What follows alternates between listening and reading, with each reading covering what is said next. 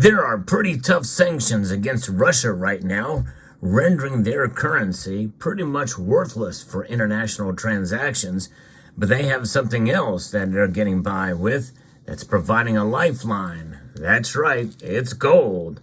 I'll explain how they are doing it and how this directly can be related to what you and I do as well for what could be coming down the road for us. Yeah, that's right. I'll explain as we explore.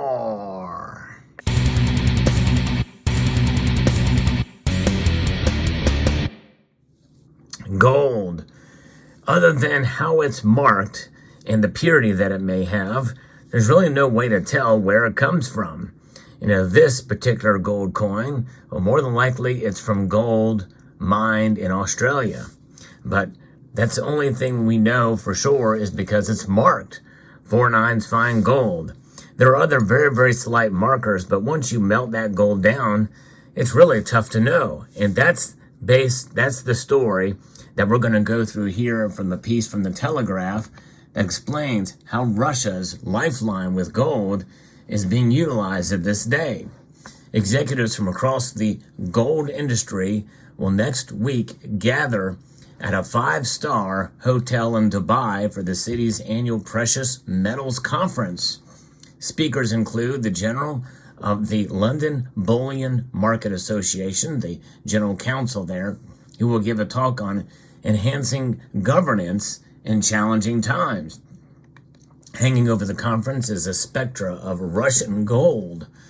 And if you enjoy stories like this where I bring you the news regarding precious metals, I hope you will consider subscribing to the channel and pressing that thumbs up button. It does help get the word out. So last week, the UK's National Crime Agency issued a red alert warning that Russia was increasingly using gold to avoid sanctions. The NCA warned of deliberate attempts to launder sanctioned gold to mask its origin so that it can be hidden in supply chains and sold in the United Kingdom and around the world. The UK government also just became the first Western nation to announce a series of sanctions targeting specific companies involved in Russia's gold trade.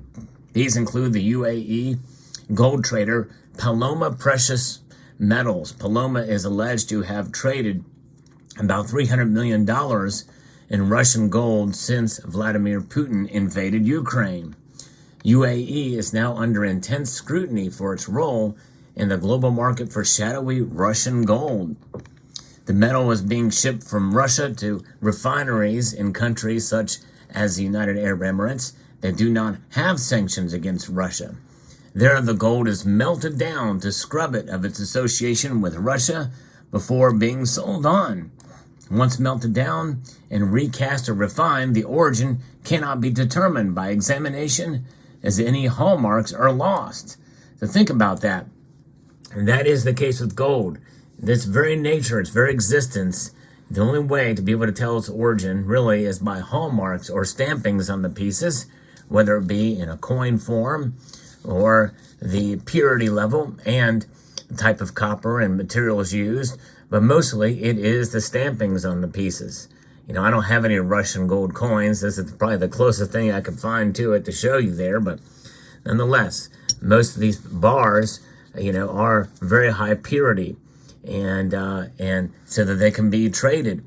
995 is the lowest of the purity markings that the LBMA were to recognize, and all the gold you see here, would meet that standard as far as purity, except for this one.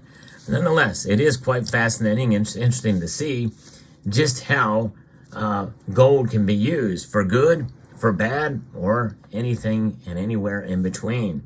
Gold is simply a tool, and by its very existence, it means that it is very fungible in more ways than one. And we're seeing an example of that here. And stay tuned in the video because I'm going to see how this directly relates to you as an individual, why it's a good idea to have gold in your portfolio, mainly for some of the reasons why Russia has it in their portfolio and how they're using it. The trail of gold is generating a vital source of revenue for President Putin's war machine. And it's becoming glaringly clear that the bulk of this is moving through the United Arab Emirates. London is the center of the world's gold trade, and the London Bullion Market Association, which regulates that trade, banned Russian gold shortly after the invasion of Ukraine. I covered that story on this channel when it happened. The LBMA, which accredits gold refineries and sets the standard for global trade, banned bars made in Russia from March 7th, 2022 onwards from being traded. Western allies followed suit and banned all Russian gold exported from July 2022 onwards. By the way, those who were already in the system were not banned. Yet another, rather than crush the trade, it has been rerouted. UN data show that the United Arab Emirates imports of Russian gold increased 15 times over between 2021 and 2022. And this is because the Russian balance, the budget balance is turned negative big time since not long after the war started. In fact, by December of 2022, they were well into the deficit territory, and they're continuing that pace. So they are desperate. War is an expensive venture for sure, and Russia's finding that out very quickly as they are draining resources with the fight against Ukraine. Other data suggests that the true figure may be even higher. Russian custom records obtained earlier this year by Reuters showed that the United Arab Emirates had imported 75.7 tons of gold from Russia, worth a total of $4.3 billion in the year since the war in Ukraine began. This was 58 times the volume by weight that was imported across 2021. The United Arab Emirates was by far the largest destination for Russian gold, followed by China, via Hong Kong mostly, and Turkey, which each imported around 20 tons. The data suggests sanctions on Paloma precious metals are hitting only the tip of the very large iceberg. Based off customs records, of $300 million in Russian gold traded by Paloma is equivalent to only about 7% of the total that entered the United Arab Emirates in the first 12 months of the war. The majority of the world's gold refineries are accredited by the LBMA, which means that they have to prove the source of every gram of gold handled and are subjected to annual external audits. LBMA accredited refineries account for around 90% of the annual mined gold produced around the world. But in the recycled gold sector, there is less oversight. LBMA accredited refineries cover about 50 to 60% of the recycled gold production. It is the recycled gold that makes up the bulk of the UAE's market. In the UAE, there are 3 to 4 major gold refineries. None are accredited by the LBMA. Until July this summer, the Emirates Gold Refinery was an affiliate member of the LBMA, but after the LBMA completed a due diligence review this summer, it suspended the refinery's membership until further notice. The suspension is understood to be driven by suspected links to Russia. Separately, the UAE also blocked Emirates Gold from delivering into Dubai's gold market after it failed to meet standards for responsible sourcing and anti-money laundering. The current owner of Emirates Gold is Paloma Precious. In September, London-listed Rockfire Resources announced a deal to acquire all of Emirates Gold, 100% of it, provided it was reinstated into the UAE's good delivery list. Rockfire has since said it's taking urgent legal advice to determine the impact of UK sanctions on the transactions. And the UAE has no sanctions on Russia itself. Putin is free to export Russian gold to these refineries. Russia's reliance on friendly countries such as UAE to wash its gold mimics the way Putin has managed to circumvent the G7 oil price cap by building a dark fleet of tankers operating outside of the Western insurance market. Oil is also a commodity that, it has no agenda itself. You find a way to get oil in and out, well, there you go. And that's what they're doing. The bulk of the Russian gold that passes through the UAE is likely going on to China and India, but some will be coming to the UK It cannot be imported into the UK as bars because it lacks the certification from the LBMA, but it can be imported as jewelry or even in electronics. British holidaymakers who buy jewelry in the UAE may also inadvertently be purchasing Russian gold and bringing it home. The end result is a lifeline for the Kremlin.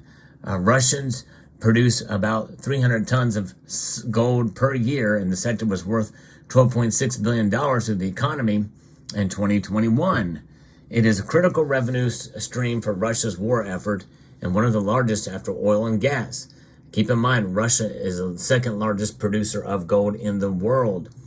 And that we're seeing that. A national security lawyer for Foley and Lardner, formerly an official from the U.S. Treasury Department office, said that gold is essential to Russia. Russia has evolved into a barter-style economy where they're using products from their extractive industries such as oil, gas, and metals mining to pay for the purchase of weapons overseas as well as for consumer goods. That's a very important statement here, folks, which is where I'm getting to, how this is a lesson for you as well. While the West was quick to realize the significance of oil and gas to Putin's war machine, it was slower to realize the significance of gold. However, as the Foreign Office sanctions last week demonstrate, Westminster is now waking up and turning the screws on Putin. And folks, this goes to show you how gold is so valuable and why, as far as your financial preparedness, gold is so important in your life, because with everything that's going on in the world today, we have ESG, DEI, and the beginnings and the birth of central bank digital currencies around the world. Some of them are already implemented. All of these will have controls and the like on them. Having gold and other ways of barter may be something that we may have to think about one day in this country and here in the United States, as well as other countries around the world. We've already started seeing it in Venezuela. And so that is a matter of being able to protect yourself. Because even though many of us feel that Russia is using gold for nefarious purposes for the war machine as they further invade Ukraine, many of us will use it to benefit ourselves and our family against a nefarious government that wants to control us and control what we do and how we spend our money. Because make no mistake, that's exactly what Putin is doing too. He's trying to control his population. You know, they don't have, the type of representative government. He's essentially a dictator, and what they say goes. And we value our freedoms here, but our freedoms are being squandered. They're being squished, and they're using the corporate media and corporations and government policies to do it here. So we have freedom with gold. And we have a way to be able to do it through barter. And sooner or later, it's going to come in time where it's going to occur. We'll be using something like this for even smaller transactions for gold. And this is why I'm like to keep up with, and I've not seen any news on it lately about how gold is being recognized by many states around the country here as sound money, to be able to make it legal to transact in gold and silver as well. And one way to do that would be something like these ARM notes, like the gold-backed currency. But that is strictly for transactions. I definitely don't suggest stacking the gold back, but I think it's good if it's recognized based off of a system that they have with an accredited and approved and respected exchange rate that all merchants would use.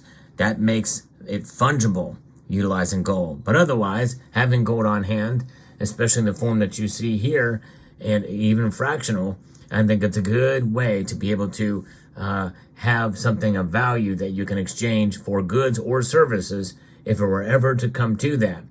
And, I'm not saying that's going to happen anytime soon, but nonetheless, look at how much inflation we're seeing in this country. That alone is a good reason to hold gold. Even though you're still using dollars to transact, when you have gold in your possession, it preserves your purchasing power.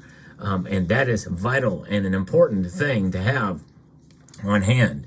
But there could come a day where we would need to have gold for transactions as well, too. So I hope you found this video informative, insightful, and educational. I would like to extend a multitude of gratitude to each and every one of you for taking the time to watch, and to encourage you to please rate, share, comment, and subscribe.